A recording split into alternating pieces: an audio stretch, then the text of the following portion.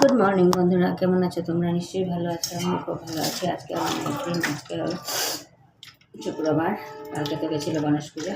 এখন এসে গেছি স্নান টান করে পুজো দিতে। এরকম গরম পড়েছে, তার জন্য একটু সকাল সকাল স্নান করে নিলাম। তো চলো আজকে ব্লগটা দেখতে থাকো আর সঙ্গে থাকো, নিশ্চয়ই তোমাদের ভালো লাগবে।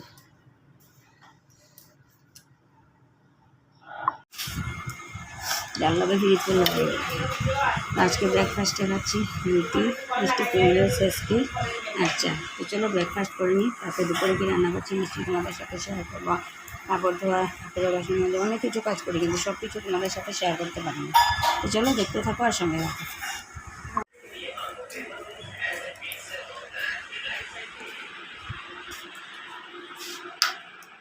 এখন যে খেয়েছিলাম মিষ্টি কুমড়োর শেষকি, এটা আছে, আর শাশুড়ি মা দিয়েছে আলু করলা। এই দিয়ে দুপুরে খাওয়া হয়ে যাচ্ছে। চলো দেখতে থাকো আর সঙ্গে থাকো। তো আজকে ব্লগটাকে এখানে শেষ করছি। যদি কিছু ভালো লেগে থাকে তাহলে লাইক করবে, কমেন্ট করবে, শেয়ার অ্যান্ড সাবস্ক্রাইব করবে। আর এখন এসে গেছে, এতদিন গরমের মধ্যে এখন এসে গেছে বৃষ্টি। এখন ওয়েদারটা পুরো ঠান্ডা, আরাম লাগছে।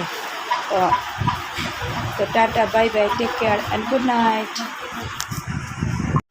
আজকের লাঞ্চ মেনুতে দেখাই কী বানাচ্ছি। ঝিঙ্গা আলু দিয়ে, এই যে এখানে রুই মাছ, রুই মাছের ঝোল, কেটে নুন মাখিয়ে রেখেছি। আর আজকে ডাল।